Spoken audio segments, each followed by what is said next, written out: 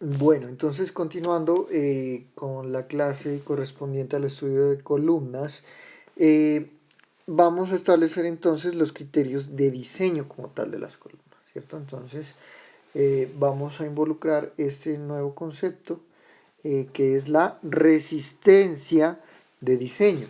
Entonces decimos que para elementos sometidos a compresión compactos, y aquí quiero hacer una aclaración muy importante, y es que eh, se recomienda, pero pues no es al menos una restricción tan o una camisa de fuerza, por decirlo de alguna forma, pero en la medida de las posibilidades se recomienda que los perfiles que se elijan para ser utilizados como columnas sean perfiles compactos. Recordemos cuándo se define un perfil compacto o cómo se define un perfil compacto o es un perfil que cumple con los requisitos o las relaciones ancho-espesor eh, especificadas por la NSR en este caso, ¿cierto? Por ejemplo, para perfiles que se quieran utilizar como columnas en una estructura, en una zona de amenaza sísmica alta, como por ejemplo aquí en Pasto. ¿Listo? En este caso, al requerir, digamos que un nivel de resistencia un poco mayor o unos requisitos de resistencia un poco más exigentes, normalmente se requieren que sean perfiles compactos, es decir, que no fallen por pandeo local. Que si es el caso pueden fallar por pandeo lateral, pero igual hay que realizar unos debidos cálculos que garanticen también un adecuado nivel de seguridad. ¿Listo? Entonces, cuando el perfil es compacto, yo puedo establecer al criterio de falla o a la carga de falla, en este caso el valor de P sub n, ¿cierto? Como el producto de phi por el área bruta del perfil por el esfuerzo crítico de Euler. ¿Listo? En este caso, pues phi seguirá siendo 0.9. F sub CR será, como les dije hace un momento, el esfuerzo crítico y A sub G el área bruta de la sección. Bien, entonces, para el criterio de falla por pandeo lateral, eh, como habíamos dicho previamente, se puede producir bajo dos criterios. Se puede producir entonces pandeo elástico o se puede producir pandeo inelástico. ¿Listo? ¿Cuándo se produce pandeo elástico y cuándo se produce pandeo inelástico? Pues bueno, aquí tengo entonces estas relaciones.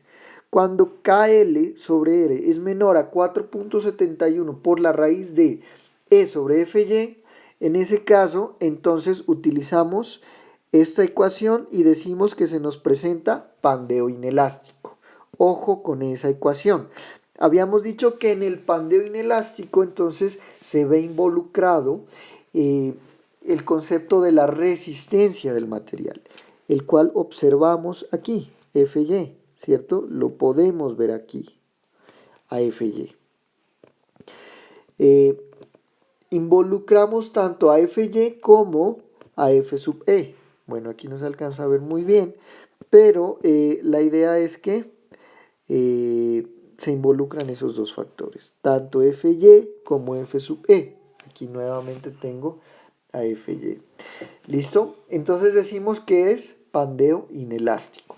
Por otro lado, cuando esa relación de esbeltez KL sobre R es mayor a 4.71 por raíz de E sobre FY, decimos que se nos presenta entonces el pandeo elástico.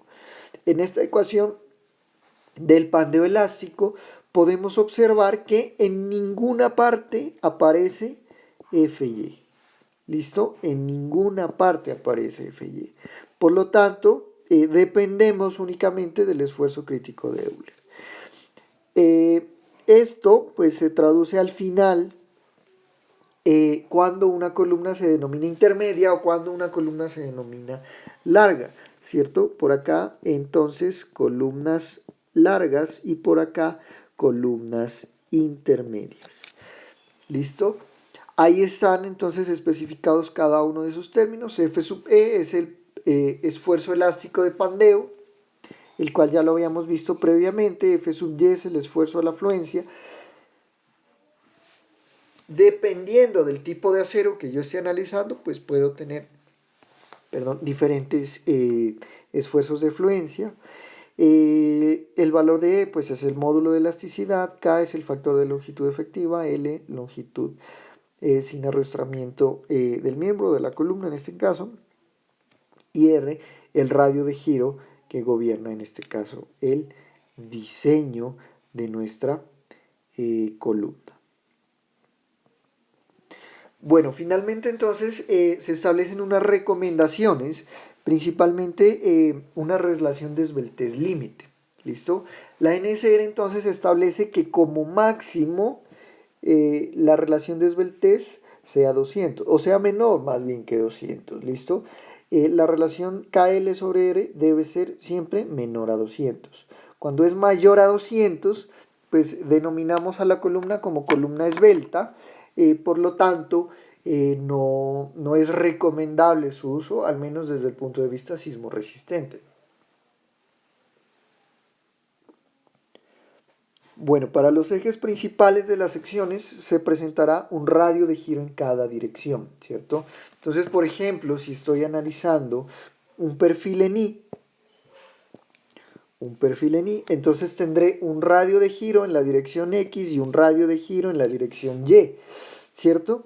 Normalmente adoptamos el más crítico, es decir, el menor radio de giro para hacer el diseño de la columna, ¿cierto? Es decir, siempre la evaluamos para condiciones críticas a nuestra columna, es obvio, ¿cierto?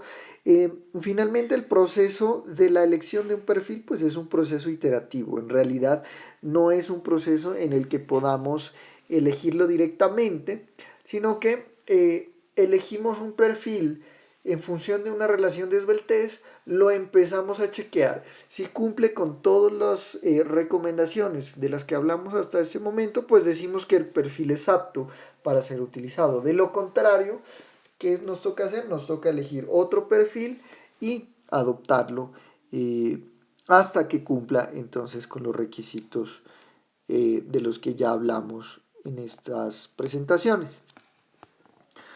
Bueno, finalmente pues hay que tener en cuenta también que se pueden presentar otros fenómenos como pandeo torsional o pandeo flexotorsional, ¿cierto? Estas situaciones se presentan en la gran mayoría de los casos cuando los elementos tienen una relación ancho-espesor demasiado alta.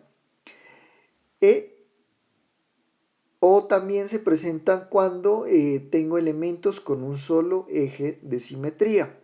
En este caso necesitamos entonces evaluarlos con los requisitos de F2, 5, 4 de la NSR 10.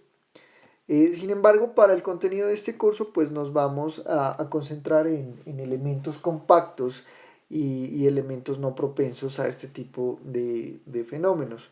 Ni a pandeo local, ni a pandeo torsional, ni a pandeo flexotorsional. Únicamente vamos a evaluar entonces el pandeo lateral, que es el más sencillo de todos.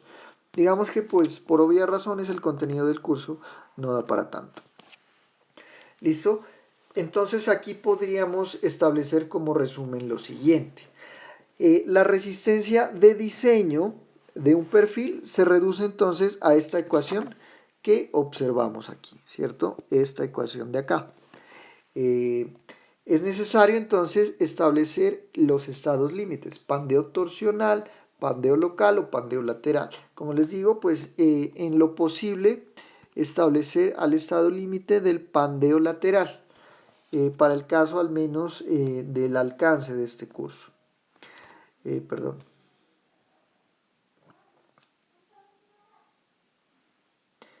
En ese mismo orden de ideas, debemos calcular entonces el esfuerzo crítico de nuestra columna, bien sea para analizarla desde el punto de vista del pandeo inelástico o del pandeo elástico.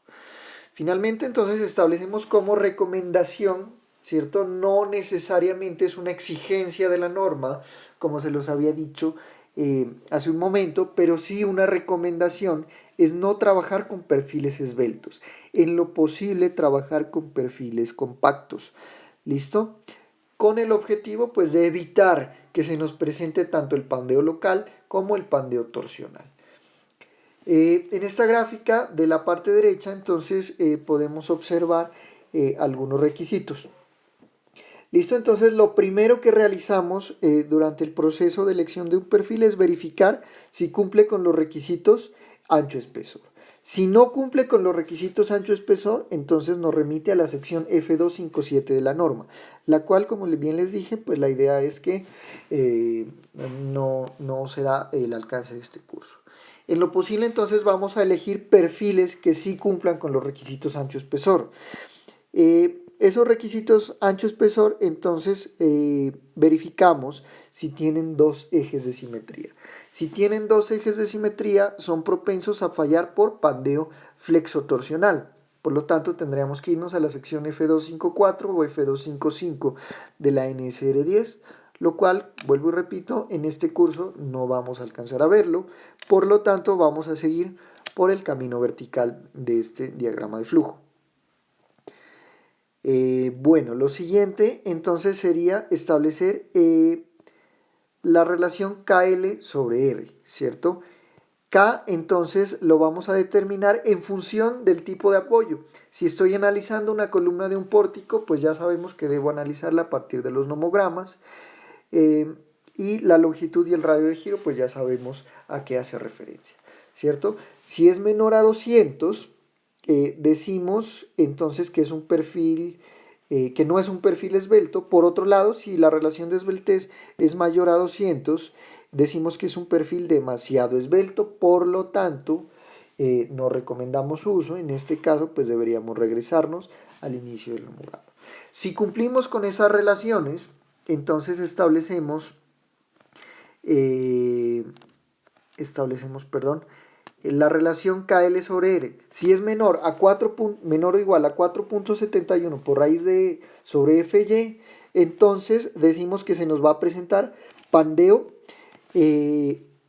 inelástico, ¿cierto? Entonces nos vamos con esta ecuación. Por otro lado, si es mayor a ese rango, decimos que se nos va a presentar pandeo elástico, es decir, nos vamos con esta otra ecuación. En cualquiera de los dos casos, la resistencia de la columna pues va a estar dada en función de esa ecuación. ¿Listo? Una vez establezcamos la resistencia de la columna, pues finalizamos y verificamos pues que si estamos cumpliendo con los requisitos que nos está exigiendo la columna, pues finalizamos nuestro proceso. ¿Listo? Eso sería entonces, en resumen, el proceso de diseño de una columna metálica. ¿Listo? Como pueden ver, pues no tiene mayor complejidad. En realidad es un proceso muy sencillo. Lo que a veces lo vuelve tedioso es que necesito a veces analizar muchos perfiles para poder llegar entonces a la columna o al perfil que necesito. En ese orden de ideas, bueno, vamos a dejar unos cuantos ejercicios con el objetivo de que ustedes los resuelvan, ¿cierto? Me los pasen y pues eso hará parte entonces de la evaluación final del curso. Finalmente, pues aquí en esta última diapositiva tenemos un pequeño video, el cual se los voy a compartir vía Classroom, junto con estos videos que estamos elaborando, con el objetivo de que ustedes entonces los puedan ir apreciando y cualquier duda, cualquier inquietud, por favor, me la vayan manifestando. Les agradezco mucho y entonces con este último video cerramos entonces el tema del estudio de columnas, al menos desde el punto de vista de la teoría. Gracias.